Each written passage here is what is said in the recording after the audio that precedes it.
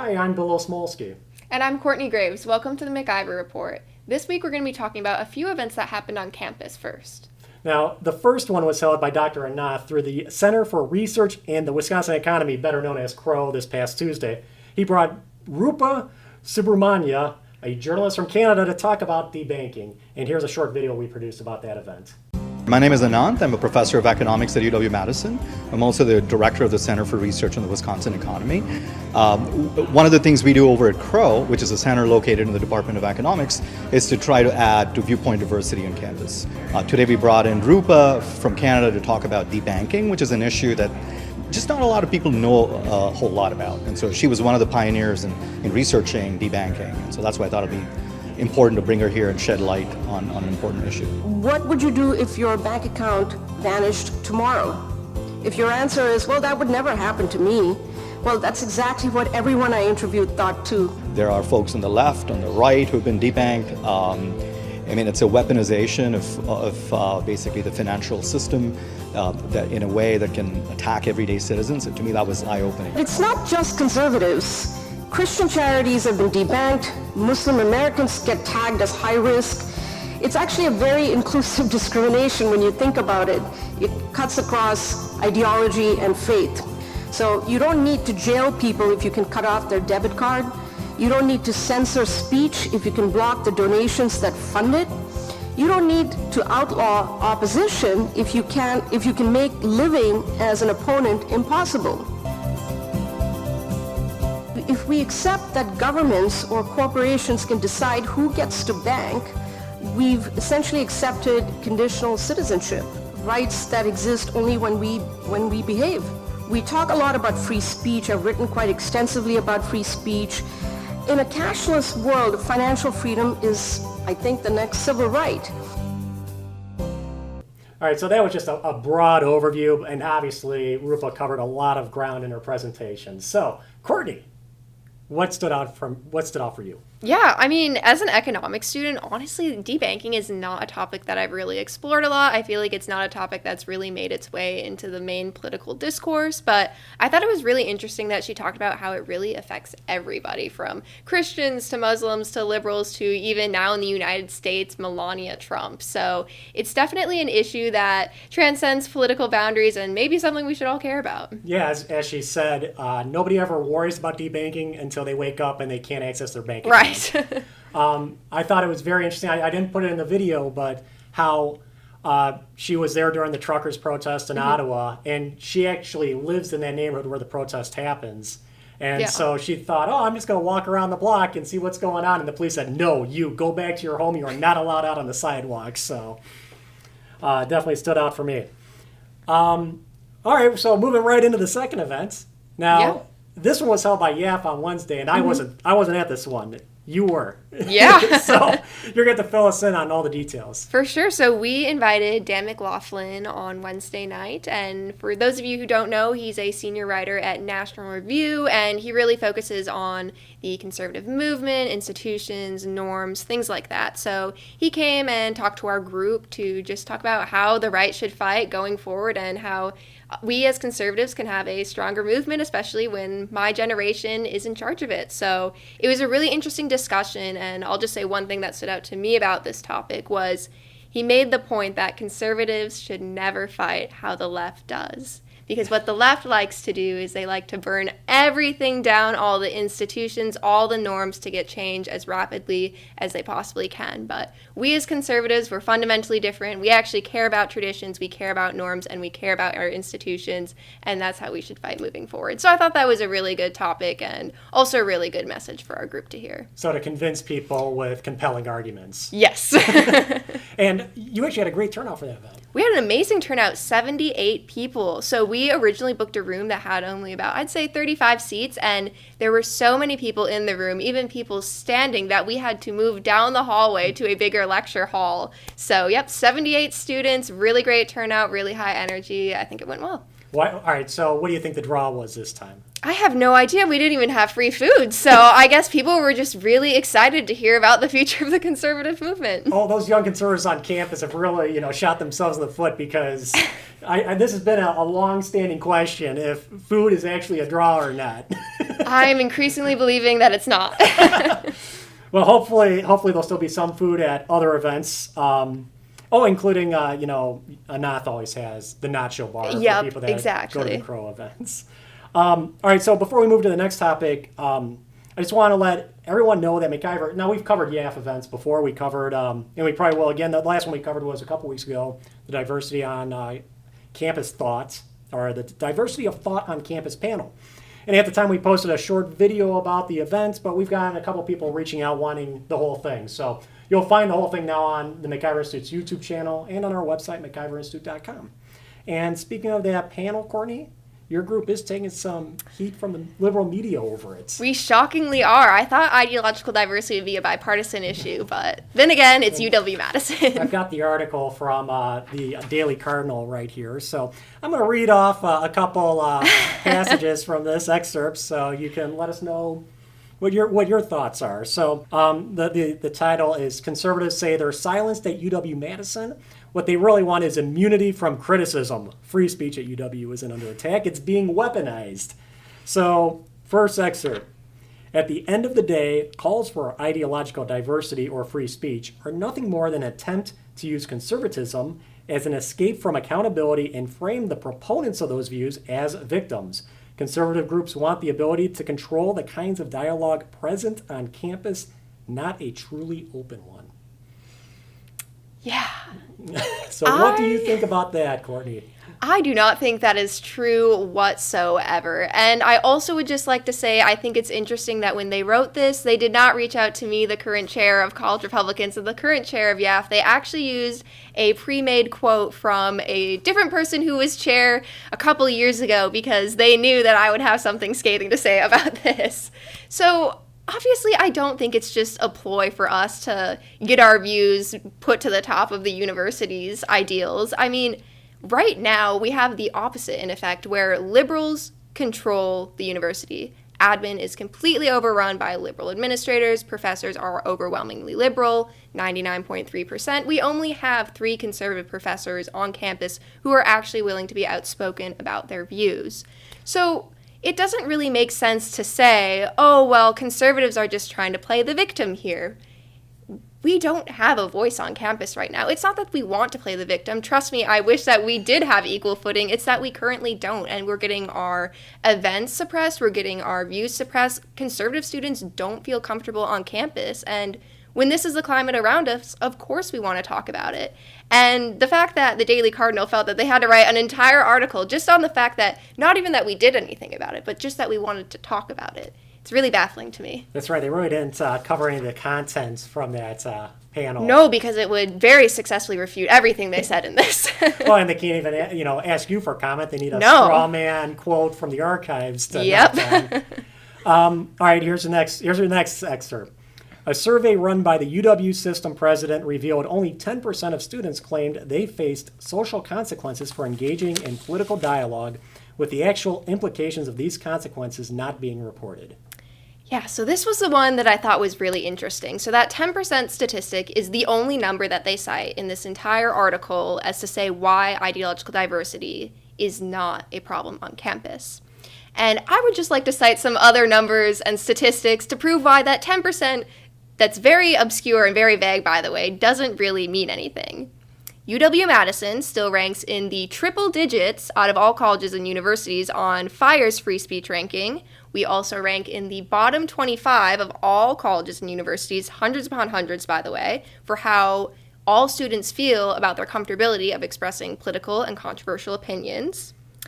Moreover, 33% of Democrats on campus think that universities' administrators should ban the expression of views that they feel cause harm. This is compared to only 9% of Republican students. And also, these statistics are made by the UW system, so very reputable source. And 67% of Republicans say that they don't feel comfortable expressing their views on transgenderism, and 55% of Republicans also say that they don't feel comfortable expressing their views on abortion on campus. both of the figures for liberal students on campus are significantly lower than this. So we don't know exactly where they got the 10% from? No, and they also don't cite where the 10% comes from. And so to say, well, you know, only 10% of people say that they face social repercussions on campus due to, you know, the political climate. Well, okay, our campus is only 15% conservative students, so for all we know, all 10% of the student body that they, you know, interviewed could be conservatives, and at that point, it could be most of the conservatives they interviewed. So that also just doesn't make a lot of sense to cite that as your one statistic, especially when there's so many other facts that, you know, prove this to be not true. So for anyone that wonders where we got our numbers from, it was the University of Wisconsin system. Yeah. Free speech survey a couple years ago. We did a whole story about it at the MacIver Institute. It was big news around the state. So, and we've got the link in the comment in the description below, so you can check our sources. Exactly. Oh, and then we got one more excerpt that I want to throw at you. So, groups of all political stripes routinely hold campus events, invite speakers to campus, and debate openly. All evidence that UW-Madison is a far cry from the ideological echo chamber it's being framed as. Yeah, that one really got me. I mean, when you have 99.3% of faculty donations going to Democrats, I don't know how you can argue that we're not an ideological echo chamber. And as I've talked about in our prior podcasts, and as I talked about in the panel, if you are a conservative student at UW-Madison, you are constantly getting articles, research papers, different discussions thrown at you about how Republicans and conservatives have immoral values, or how we support undemocratic ideals, or how we support the rise of fascism and all these other things. And when these are the sentiments that your professors are echoing, how can you not say that's an echo chamber? And if you've ever attended any sort of political science discussion or any other humanities discussion on campus, you will notice that the conversations don't go, oh, well, I disagree with you because of this. They go, oh, I'm just going to piggyback off what you said. I totally agree, because people are scared of the debate at UW-Madison, and liberal students, they don't want their views challenged, and conservative students are scared to actually say their views. So it just doesn't make a lot of sense on that one. And also to the events thing, yes, we do hold events. I hold events every week between YAF and College Republicans because it's what I love to do. It's what I care about. But the university does not like that we do this, and they have actively tried to stop us in the past. When we hosted Michael Knowles in the spring of 2024, the university tried to charge us a $4,000 security fee to a registered student organization who has no money in order to stop Michael Knowles from coming to our campus, because they were worried that liberal protesters would cause a bunch of damage to Memorial Union, just as they did when Matt Walsh visited. So when you have administrators actively trying to shut down your events and saying, we don't want these controversial speakers on campus, I don't know how you can say that isn't an echo chamber, and that is totally fair and balanced. And I would also like to say, with the UW system report, also 17% of liberal students in the UW system feel that you should try to disrupt speaker events that you find offensive by making noise during the event so that the speaker cannot talk. 17%. That is not an insignificant number. And I will say, anytime we have ever hosted a big speaker on an even semi-controversial political topic, we have always had protesters. We have always had people interrupt the speech. And that is not okay. That's not free speech. That's not ideological diversity. That is 100% suppression. And how many of their events have you guys picketed? 0. Yeah. Imagine 0. That. Well, that's because you don't resort to the tactics of the left, right? Yeah. All right, so I'm going to go off script a little bit here, but in terms of like increase in diversity of thought on campus, you're also work the conservative newspaper or magazine, The Federalist. Yeah.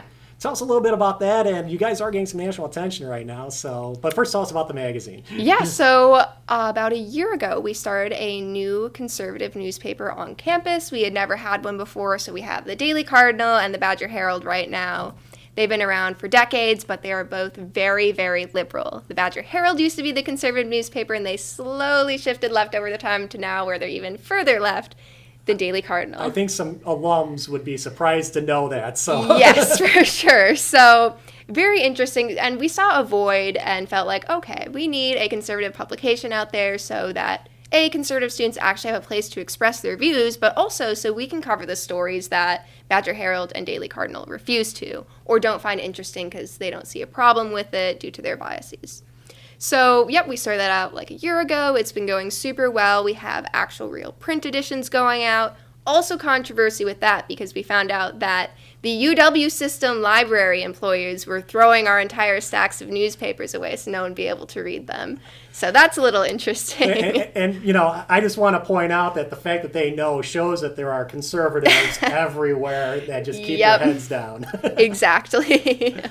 But yeah, so our editor-in-chief, Ben Rothove, wrote an article, I think it was like a month or two ago, about Percival Matthews, who used to be head of DEI, and now it's sort of transitioned post-DEI into this program on inclusion and community and whatnot that is actually supposed to spearhead the efforts to increase ideological diversity on campus. So this person, Percival Matthews, who, you know, is an advisor to the chancellor and runs this new program, has said some very interesting things online in the past. And that includes saying, I don't know how people could vote for Donald Trump is a racist, and that mathematics is a violence against black students. So Ben wrote an article about this in the Madison Federalist, and we just found out today that it got picked up by Fox News. So it seems like Madison Federalist is going really well and gaining some traction. Yeah, just 1 year in publication and already making waves. That's great. All right, so moving beyond the university now, a story that MacIver covered a lot last week, K-12 grooming. We talked about this how the Capital Times broke this scandal a couple weeks ago about sexual grooming throughout the Wisconsin public school system. And last week, the Assembly held a hearing on this, and here's the video report we ran about that. After news broke that 200 public school teachers in Wisconsin had been investigated for sexual misconduct over just a 5-year period, state lawmakers wanted answers. The safety, health, and welfare of our children, both in school and outside the classroom, should be a top priority for all of us. They held an informational hearing on Thursday. Grooming is a real problem. It is one that we are seeing more and more. Lawmakers learned that when a teacher crosses the line with a student, there are 3 ways to address it. 1, law enforcement can treat it as a crime. 2, the school can determine if the teacher violated their contract and can be fired. And 3, the Department of Public Instruction can determine if the teacher violated the state's immoral conduct law and revoke their teaching license. Now, there are a lot of problems with this arrangement. First, no one actually knows how to define sexual grooming. There is no state law against it. And no one seems to know exactly when forming an emotional connection with a student becomes sexual grooming, especially when nothing sexual is ever brought up. When we see grooming, we do something about it. The challenge is we're interpreting that as a moral issue inside of the immoral conduct statute. We believe we're right. We also believe that there is a legitimate pathway to somebody who believes that we're wrong about a moral judgment to challenging our order and dragging a case through a court.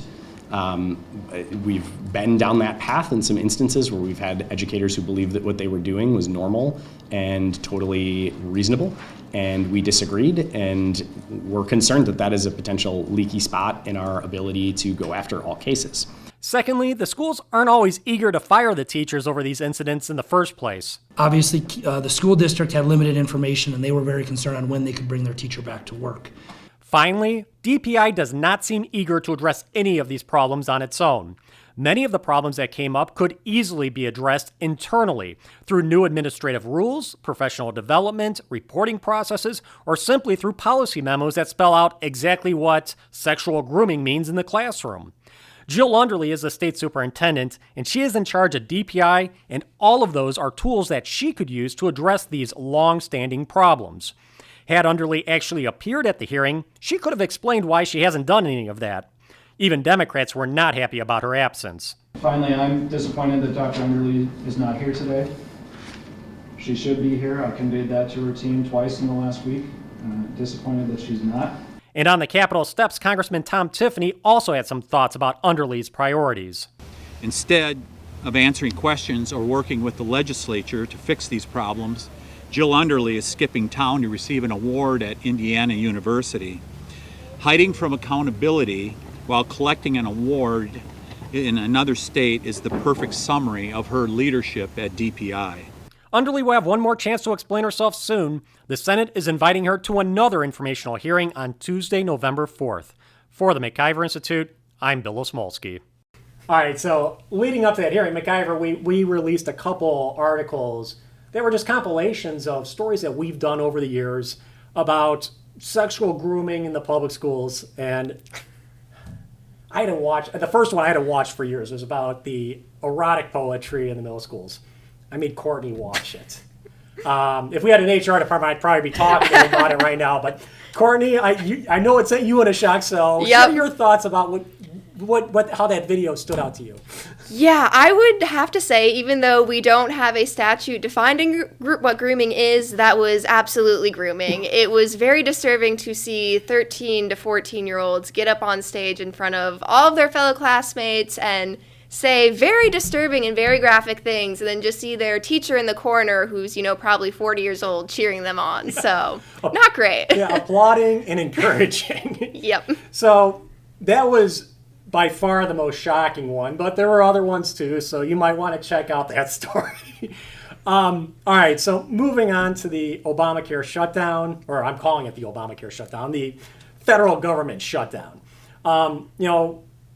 We need to talk about this because, first of all, the left is just going all out on these false narratives about what's going on.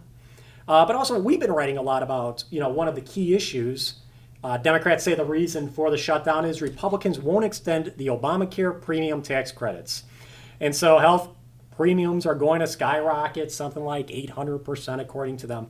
Now, for the record, when I say we, I mean Courtney's written a lot about this. So real quick, Courtney, just walk us through this narrative and, what your research actually shows. For sure. So what Democrats are saying is that with the expiration of the enhanced premium tax credits, you're going to see insurance premiums going up by over 75% is the frequently cited statistic. And I will say that's pretty misleading. So one really important thing about enhanced premium tax credits is that this money goes directly to the pockets of big insurance companies. So multi-billion-dollar companies are receiving these subsidies directly from the government. So it creates a really big incentive problem where insurance companies don't really feel a pressure to lower their prices anymore and actually have them at market value that people can afford. So Democrats aren't really factoring in this free market problem that the enhanced premium tax credits have created, and they've potentially actually just pushed health insurance premiums up a lot over time. Also with that, so there are some different statistics on how enhanced premium tax credits have changed people's out-of-pocket premiums. And it really depends on your income level. So if you are around 100 to 150% of the federal poverty line prior to enhanced premium tax credits, you'd have to put about 2% of your income towards your insurance premium. But with these COVID-era tax credits, it went all the way down to 0%. If you're between 100% and 150% of the federal poverty line, you don't have to pay anything. Well, that's great. So you could say this will raise your health insurance premiums by infinity percent. Right, exactly. But that's only a very small subset of the population, which is what Democrats aren't really accounting for. So generally what the enhanced premium tax credits have done is there used to be a 9.78% cap on the proportion of your income that you could actually put towards health insurance premiums if you qualified for them and were on the market exchange. And what the premium tax credits did, the enhanced ones, is they brought down to 8.5%. So going from 9.78% to 8.5% is not that big of a jump, but it is still obviously a lot of money from the federal government. Yeah, so let's talk real quick about Tony Evers' map or chart here. Yeah. Where I really want to say they've been throwing out the number like 800%. Yep. And in this graphic, I'll throw it up on the screen. He's got a 60-year-old couple making $85,000 a year on a silver plan. This is how much their health insurance costs annually will go up on the exchange. And they show like La Crosse and Milwaukee, $25,000 a year. And I think, Barron, it's the highest, $33,000. So, I'm going through the numbers in my head. It's like, okay, wait a minute. If I'm making $85,000 a year and I'm going to have, my costs are going to go up $33,000 a year. That seems a lot more than just 9.5% of my income. It sure does. So there's something going on here. There's something amiss here. Something's not quite right in this narrative. I think what they may be doing is combining some of the most extreme numbers that they can possibly find in the data. So like I was saying, the enhanced premium tax credits work on a sliding scale. So depending on where you are as a percentage of the federal poverty line, then maybe you have to pay a slightly different proportion of your income. And we were actually looking at the chart for the federal poverty line, and it looks like the specific income level that they stated in this graphic right here is directly above the 400% poverty line, which was the old cutoff for where the tax credits used to end. So before COVID, you only qualified for these massive subsidized healthcare plans if you made up to 400%, 4 times the federal poverty line. Yep. During COVID, they increased that to 500%. So that 60-year-old couple making $84,658 a year, they're $58 above that 400% limit. So that suddenly their care is no longer subsidized. Right. But even though it's no longer subsidized, it still wouldn't go up that much. I mean, it doesn't make sense because if you look at the prices of health insurance premiums on the silver benchmark healthcare premium plans that are on the market exchange, they're only about $6,000 to $8,000. So how could it go up $30,000? I don't know. Well, and you know, this has been very enlightening to me in that this show, you know, so conservatives don't like Obamacare. Usually can't really articulate why. You know, sometimes they might say it doesn't work. This is the example of how it doesn't work. The premise of Obamacare was to lower the cost of healthcare. It didn't. The cost of healthcare has just exploded in those 15 years.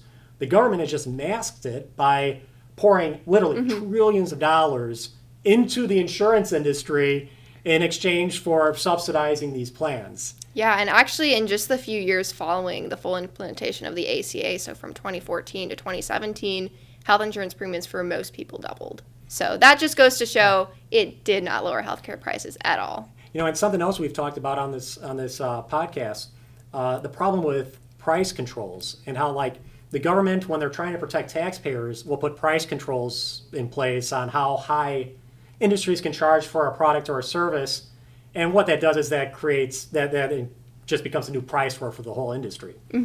This is interesting because there are no price controls. They've just told the insurance companies, hey, you just can't increase your premiums by more than 14% a year without permission. Right. So they're you know, the insurance companies are raking in trillions of dollars in these subsidies with really no incentive to actually lower costs. So they've gotten completely out of control, and it's gotten so bad that an additional subsidy program that's only been around for 5 years, if it goes away, suddenly people are going to be slammed, supposedly, with tens of thousands of dollars more in premiums a year. So I just think that this is a real... Seems like a very broken system. Yes, and it really is an indictment of Obamacare. And hopefully that helps you understand a little bit more of why it's such a terrible situation. All right, so if you want to, you know, Courtney has written about this. I did do a MacIver News Minute on this, so it's on the website too. You can find all that at MacIverInstitute.com. And you know what? That's where I'm going to cut off this podcast. So thank you very much for sticking with us until the end. For the MacIver Institute, I'm Bill Smolsky. And I'm Courtney Graves. See you next time.